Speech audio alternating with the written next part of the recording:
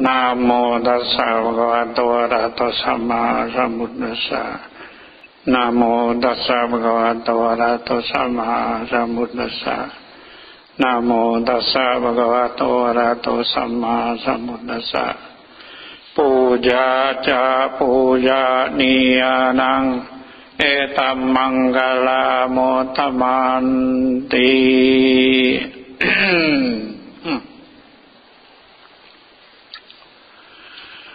Yang mulia Bhikkhu Sangha, para upasaka, upasika, hadirin yang berbahagia. Tama-tama saya menyampaikan anumodana. Anumodana adalah kata yang berasal dari bahasa Pali. Artinya ikut berbahagia. Ya, kapan saja kita melihat, kapan saja kita mendengar, kapan saja kita mengetahui ada orang lain mendapatkan keberkahan, ada orang lain mendapatkan keberuntungan, ada orang lain mendapatkan kebahagiaan, kita ikut, ya kita ikut bahagia. Namanya anumodana. Pada pagi hari ini saya melihat para upasaka dan upasika semuanya yang hadir di wihara ini mendapatkan keberkahan, mendapatkan keberuntungan. Saya melihat, saya mengetahui semuanya mendapatkan keberuntungan. Saya ikut bahagia, namanya anumodana. Ya, pada hari ini kita semua berkumpul di sini untuk memperingati hari suci Asada. Ya, tadi kita sudah mempersembahkan lilin, dupa, bunga, dan lain-lain ya. Ini namanya misa puja. Kita memuja, kita menghormati dengan benda-benda, ya, benda-benda lilin, dupa, bunga dan lain-lain. Misa puja. Ada lagi puja yang lebih tinggi nilainya yang disebut pati-pati puja. Yaitu kita memuja dengan melaksanakan ajaran Guru Agung kita Sama Sambuddha. Apakah intisari dari ajaran Guru Agung kita, yaitu dana, sila, bhawana. Nah, tadi kita sudah mulai dari dengan pindapata, ya, Bante melihat dari bayi, dari anak-anak, dari remaja, dari orang dewasa, dari orang tua, semuanya melakukan kebaikan. Ya, melakukan pindapata, ya, berdana kepada Bhikkhu Sangha. Nah, tadi juga ada yang berdana jubah. Ya, ini berdana melaksanakan ajaran Sang Buddha yang pertama. Kemudian tadi ya sudah memohon 5 sila. Ini melaksanakan sila juga, melaksanakan ajaran Guru Agung kita Sama Sambuddha. Kemudian tadi metta bhawana, ya, metta bhawana, kita meditasi dengan objek metta.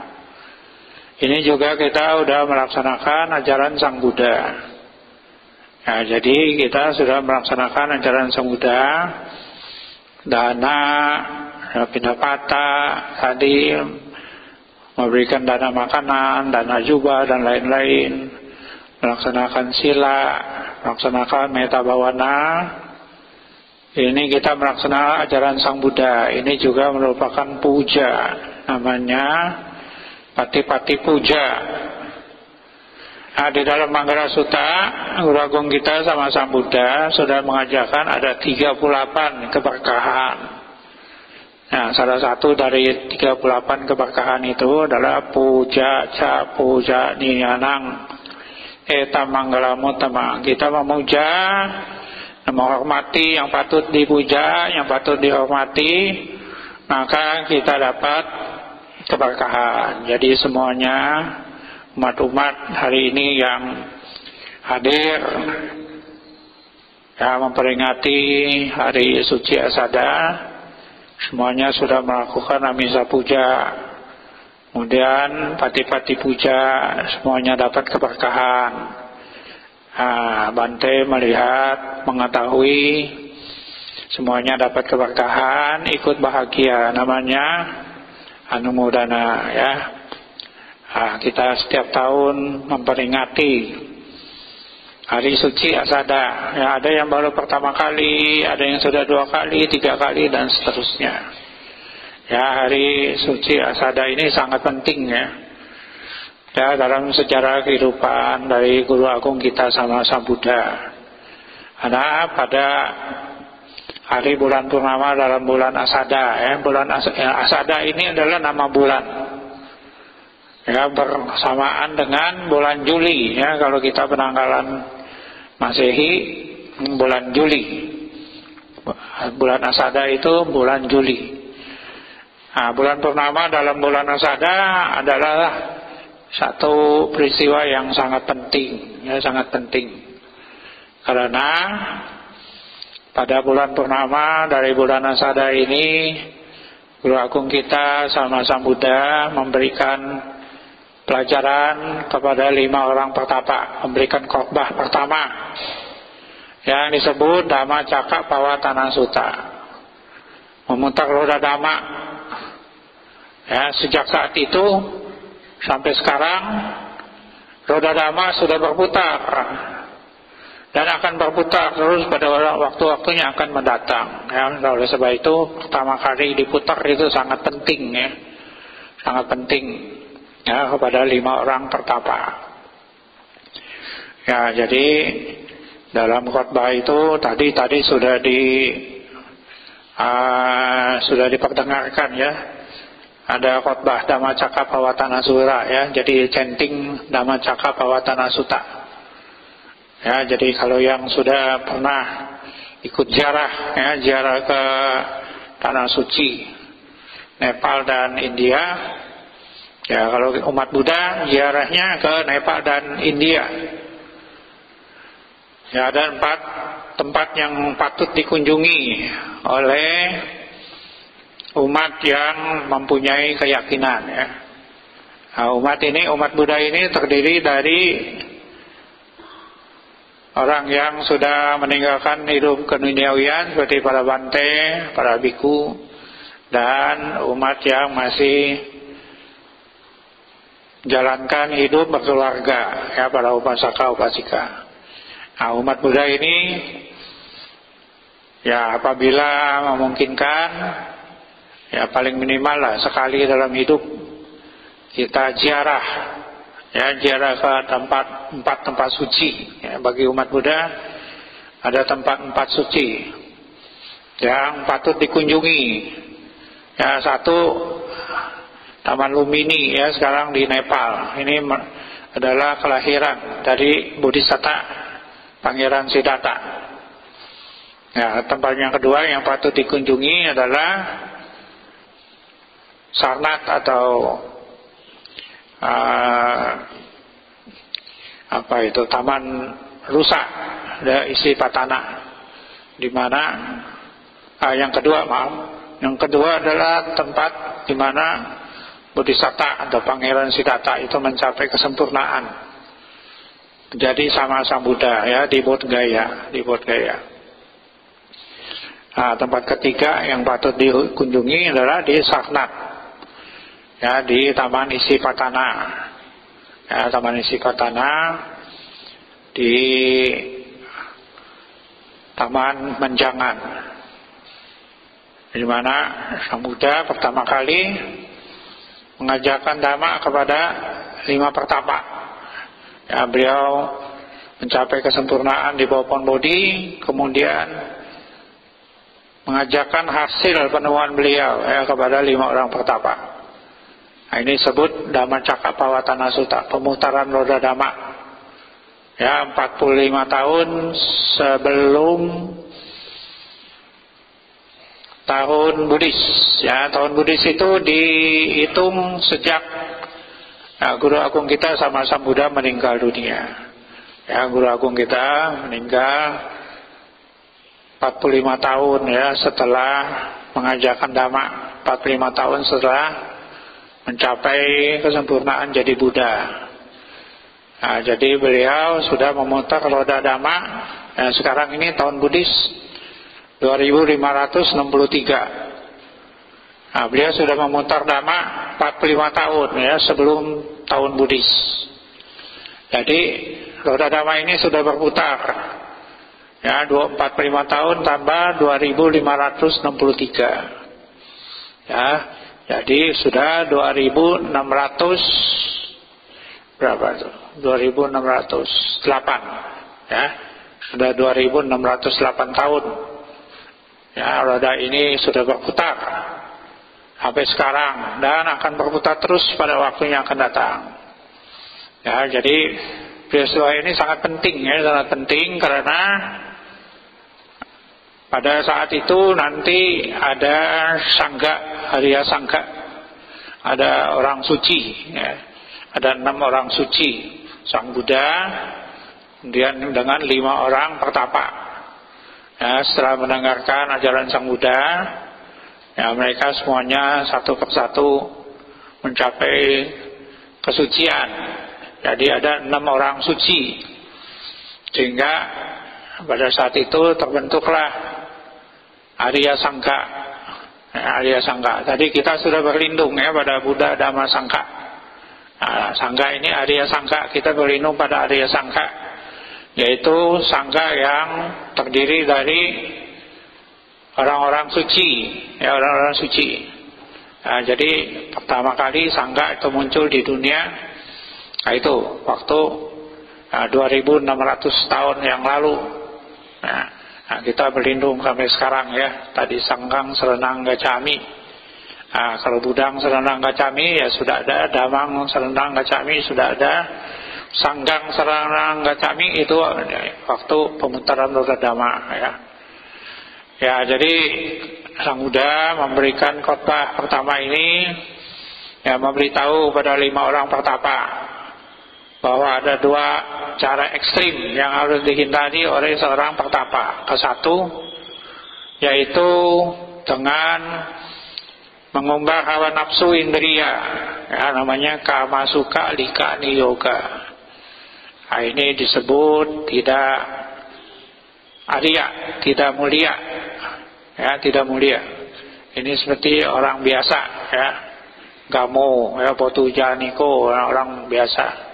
Anario tidak ya, tidak mulia. Nah, ini beliau sudah melaksanakan ini ya, sebagai pangeran beliau menikmati kesenangan India ya, kesenangan India sebagai pangeran. Ini sia-sia ya buat seorang pertapa, harus dihindarkan. Nah, yang kedua yaitu cara penyiksaan diri ya, beliau juga sudah melaksanakan penyiksaan diri ya selama 6 tahun. Nah, ini tidak bermanfaat juga, yang menyiksa diri tidak bermanfaat, hanya membuat badan jasmani menjadi sakit. Duko ya, duko, anario, anatasan hito ya, tidak bermanfaat. 2 hal ekstrim ini harus dihindari. Kemudian beliau mengajarkan mendapatkan jalan tengah, yaitu satu jalan yang terdiri dari 8 bagian. Ya, apa saja itu yang 8, yaitu pandangan benar ya, sama titi. Kemudian yang kedua sama sangkapa, pikiran benar. Yang ketiga ucapan benar sama waca. Yang keempat perbuatan benar sama kamanta. Yang kelima penghidupan yang benar sama jiwa. Yang keenam daya upaya benar, usaha benar sama wayama. Ketujuh perhatian benar sama sati. Kedelapan sama samadhi, konsentrasi pikirannya benar ya. Jadi ini satu jalan tengah yang terdiri dari 8 bagian. Nah, kemudian dapat disingkat ya, menjadi 3 sila, samadhi, panya. Nah, untuk umat biasa melaksanakan 5 sila. Kemudian pada hari-hari uposatha, misalnya bulan gelap, bulan purnama, melaksanakan 8 sila. Kemudian kalau samanera melaksanakan 10 ya, 10 sila. Biku melaksanakan 227 sila. Sebagai sila ini sebagai fondasi kita melaksanakan samadhi. Ya, samadhi ini bisa banyak objeknya. Ya, salah satu objeknya itu adalah meta ya, meta bawana ini juga objek dari samadhi. Ya, objek samadhi yang lain misalnya memperhatikan keluar masuknya napas. Nah, ini juga termasuk samadhi ya. Nah, ini bodhisatta waktu duduk di bawah pohon bodhi menggunakan ini napas ya, sebagai meditasi.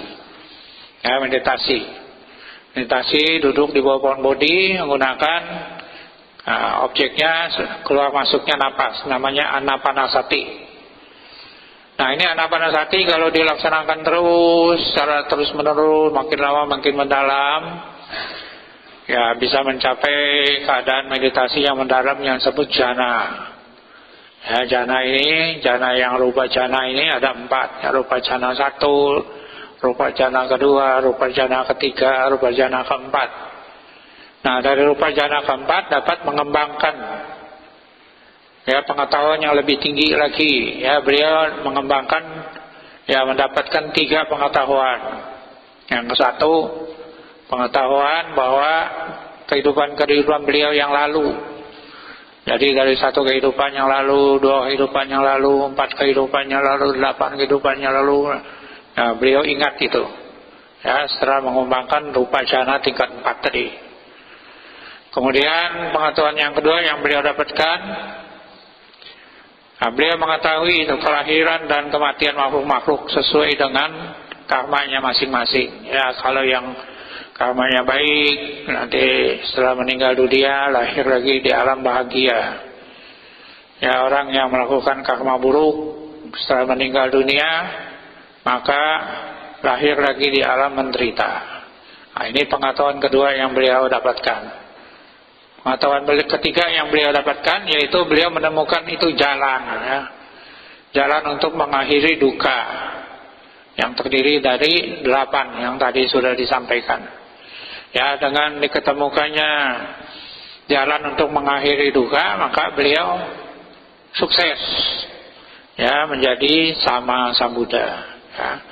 Sama sambuddha ini adalah orang yang mencapai kesempurnaan dengan usaha sendiri dan dapat mengajarkan orang lain, mengajarkan makhluk lain, dapat membimbing makhluk lain sehingga makhluk lain itu juga mencapai kesempurnaan ya. Jadi beliau sendiri mencapai kesempurnaan menjadi sama sambuddha. Beliau juga membimbing ya murid-muridnya. Ya, antara lain ini yang 5 pertapa ya, 5 pertapa. Yang kondanya ya, kondanya, wapa, badia, mahanama, asaji. Nah, ini nanti setelah khotbah selesai maka kondanya ya, pertapa kondanya yang pertama kali mengerti ajaran Sang Buddha yang diajarkan itu ya, namanya beliau mendapatkan mata dhamma caku yang kinci samudaya damang sabantang nirodha damanti. Apapun yang mempunyai asal muasal pasti akan mengalami kemusnahan ya, asalkan yang sebabnya itu dihapuskan ya. Jadi duka itu sebabnya adalah tanha. Nah, kalau tanha ini sudah dihapuskan maka duka pun akan berakhir. Nah, jadi hanya kondanya ini dapat mata dhamma caku. Beliau yang pertama kali ya, mencapai kesempurnaan jadi sotapana.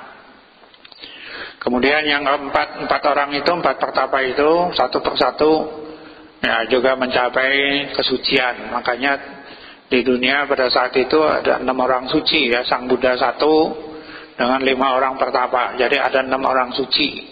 Nah, pada saat itu maka Arya Sangga muncul di dunia, ya, muncul di dunia. Nah, jadi Arya Sangga, kita berlindung pada Sangga, Sanggang Serenang Gacami. Ya, kemudian 5 pertapa itu mohon ditabiskan menjadi biku. Ya. Maka itu biku itu 5 pertapa adalah biku pertama yang ada di dunia. Ya, kemudian nanti ada Yasa, ya, Yasa. Yasa ini anak orang kaya, ya, tapi dia stres, ya. Kekayaan bukan menjamin kebahagiaan. Nah, dia stres berat, lari dari rumahnya, ketemu dengan Buddha.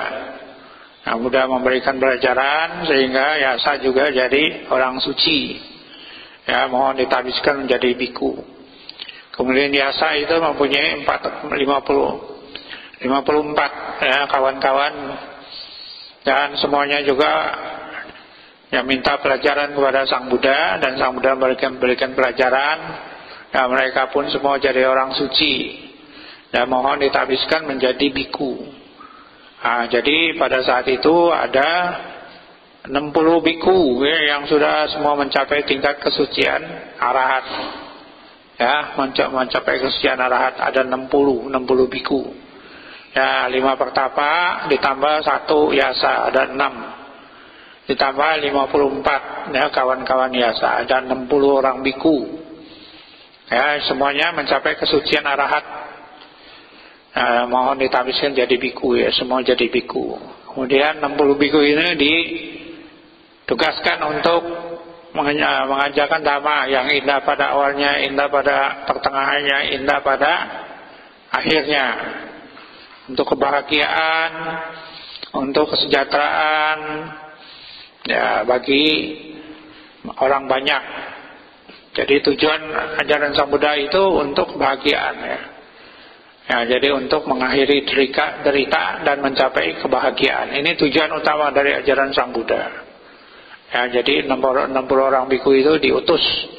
Jadi 60 Dhamma Duta, ya. Jadi duta Dhamma yang pertama yang ada di dunia. Nah, terus sampai sekarang, ya.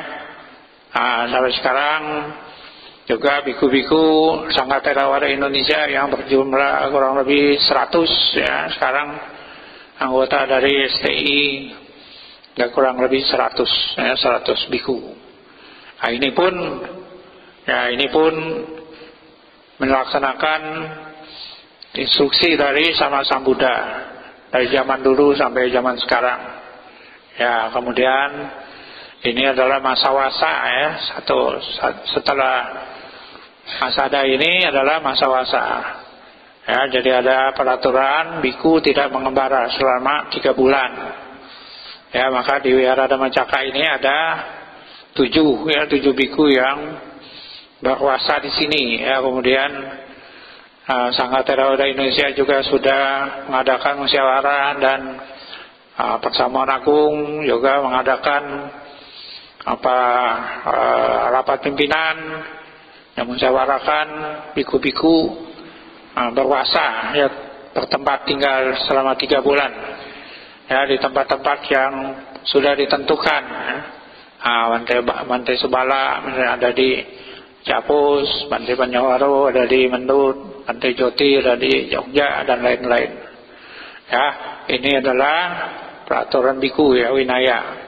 Ya, jadi ini yang kita peringati pada saat sekarang ini adalah Hari Suci Asada, di mana Sang Buddha, ya, memberikan khotbah pertama kepada 5 pertapa.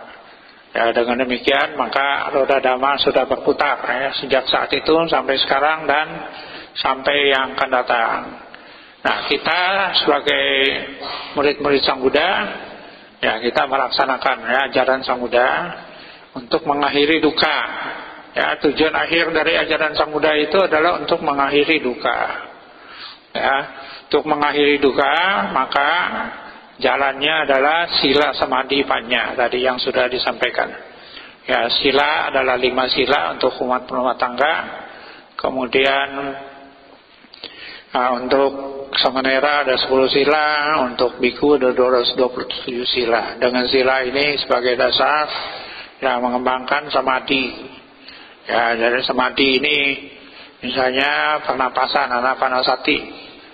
Nah, kemudian dari anapanasati dengan samadhi kita mengembangkan vipassana, ya, vipassana bhavana. Ya, di sini juga di sekolah minggu sudah mulai diajarkan vipassana, ya. Nah, dengan vipassana ini untuk mengikis loba dosa moha sehingga dapat mencapai tingkat-tingkat kesucian. Ya, tingkat kesucian dari ajaran Sang Buddha ini ada 4. 1, Sotapanna, 2, Sakadagami, 3, Anagami, 4, Arahat. Nah, umat-umat yang umat rumah tangga, ya, misalnya laki-laki upasaka. Nah, ini rumah tangga, dia mempunyai istri, mempunyai pekerjaan, ya, mempunyai anak, mempunyai usaha. Nah, ini melaksanakan sila samadhipanya juga bisa mencapai tingkat kesucian, ya. Jadi tingkat kesucian ini bukan hanya bisa dicapai oleh biku, ya, umat rumah tangga pun ya bisa mencapai. Ya, di zaman Sang Buddha itu Anathapindika, orang yang kaya raya, dia pengusaha yang sukses, ya, kaya raya. Dia mempunyai istri, kemudian mempunyai anak. Ya, jadi dia melaksanakan sila samadhipanya, dia mencapai tingkat kesucian ke-1. Nah, jadi umat rumah tangga pun ya bisa mencapai tingkat-tingkat kesucian. Kemudian anak perempuannya, ya, anak perempuan Anathapindika bisa mencapai tingkat kesucian kedua, Sakadagami. Kemudian ada ibu Wisakha.